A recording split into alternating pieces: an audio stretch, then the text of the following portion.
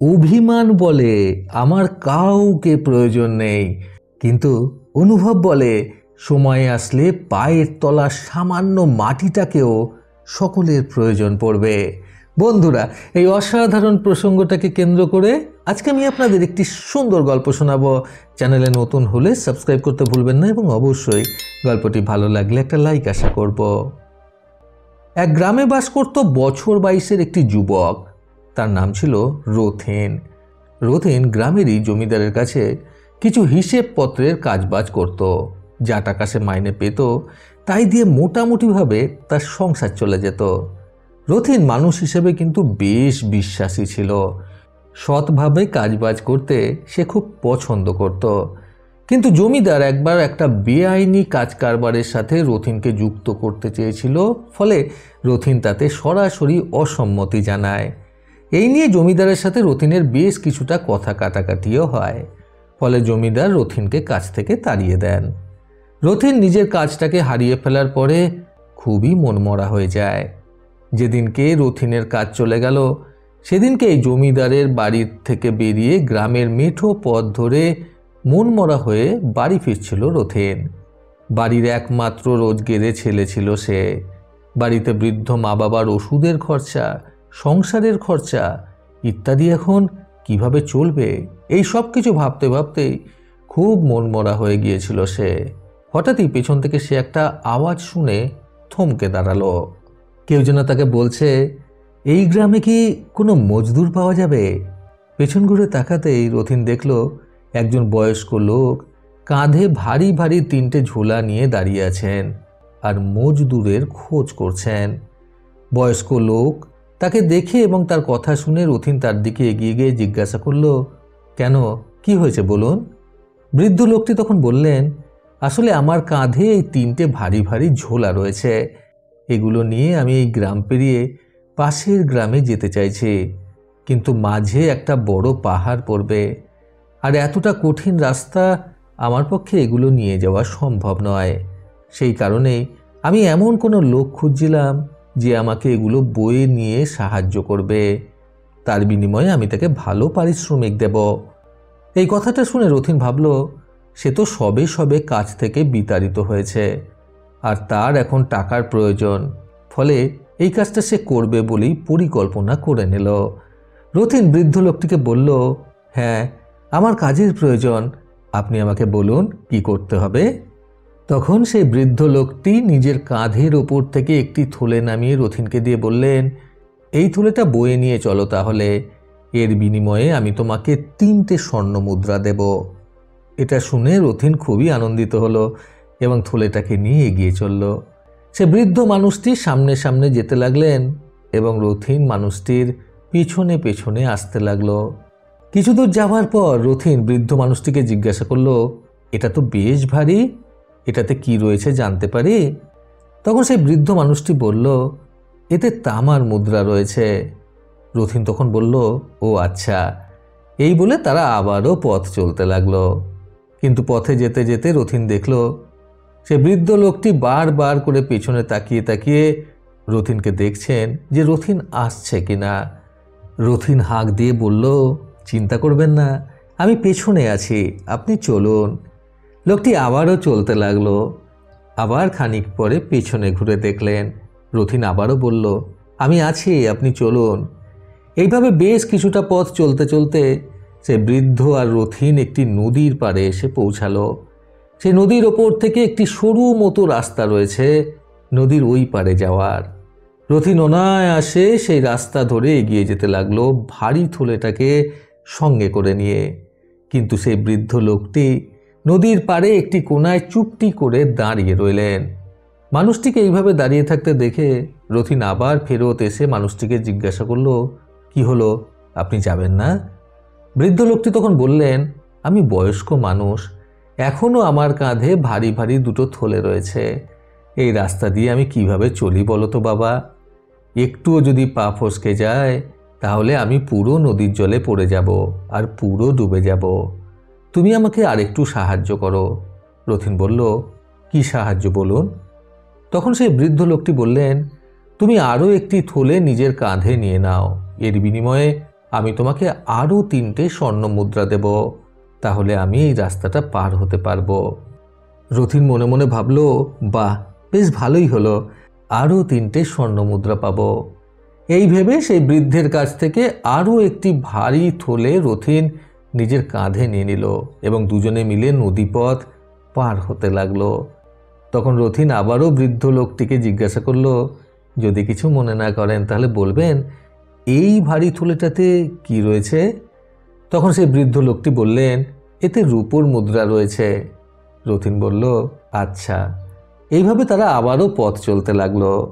আর সেই বৃদ্ধ মানুষটি আবারও বারবার পেছন ফিরে রথিনকে দেখতে লাগলেন, যে রথিন যেন সেগুলো নিয়ে পালিয়ে না যায়। তখন রথিন সেই বৃদ্ধ মানুষটিকে উদ্দেশ্য করে বলল, আপনি আমাকে বিশ্বাস করতে পারেন। আপনি যে বারবার পেছন ঘুরে তাকাচ্ছেন যে আমি পালিয়ে যাচ্ছি কিনা, এটা ভাবা আপনার বৃথা। আসলে আজকে সকালেই আমি আমার কাজ থেকে বিতাড়িত হয়েছি, কারণ আমাকে দিয়ে বেআইনি কাজ কারবার করানো হচ্ছিল এবং আমি সেটা করতে চাইনি, আর কারোর বিশ্বাস ভঙ্গ করতে চাইনি। সেই কারণেই আমি কাজ থেকে বিতাড়িত হয়েছি। আর এখানে তো আপনার কাজ করতে এসেছি আমি। আপনি তো স্বর্ণ মুদ্রা দিয়ে আমাকে উপকার করবেন বলছেন। কিভাবে ভাবছেন আমি আপনার বিশ্বাস ভাঙবো আর আপনার এই মুদ্রাগুলো নিয়ে পালিয়ে যাব?